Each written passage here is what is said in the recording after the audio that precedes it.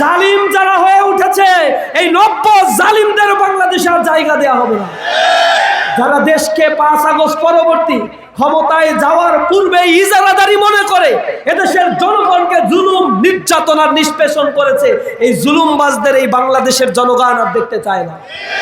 ইতিমধ্যেই তারা 232 জন বনি আদমকে হত্যা করেছে, মায়ের বুক খালি করেছে, প্রকাশ্য দিবালোকে পাথর মেঘে এরপরে মানুষকে তারা সাদাবাজির জন্য হত্যা করে ফেলছে, কুপিয়ে কুপিয়ে হত্যা করছে। 73 জন নারীকে তারা ধর্ষণ করেছে।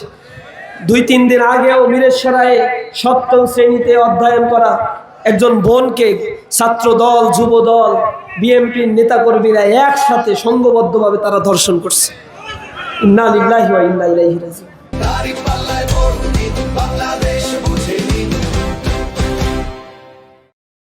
কত নিকৃষ্ট পশু আর জন্তু জানোয়ার তারা ক্ষমতায় যাওয়ার জন্য এক লোলুপ দৃষ্টি নিয়ে পড়ে আছে, জনগণকে লোপাট করার জন্য তারা প্রস্তুতি নিচ্ছে।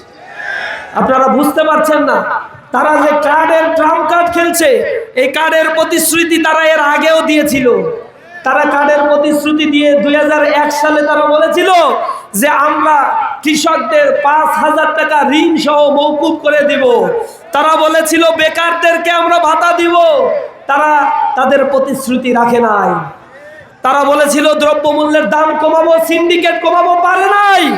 তারা দুর্নীতি কমানোর কথা তখনও বলেছিল, কিন্তু তাদের সময়ে দুর্নীতিতে বাংলাদেশ পরপর বিশ্বের মধ্যে 1 নম্বর অবস্থান নিয়েছিল। তো এখনো তারা আবার বলে দুর্নীতিতে তারা বাংলাদেশ থেকে দুর্নীতি কমাবে। এই কথা শুনলে শয়তানও হাসে, শয়তানও মিসকি হাসে যে এদের দ্বারা দুর্নীতি কমবে। এরা হাওয়া ভবন তৈরি করা ছিল, এরা দুর্নীতি কমাতে পারবে না। সুতরাং এই বাংলাদেশ কাদের কাছে নিরাপদ? জনগণ এখন বুঝে গিয়েছে।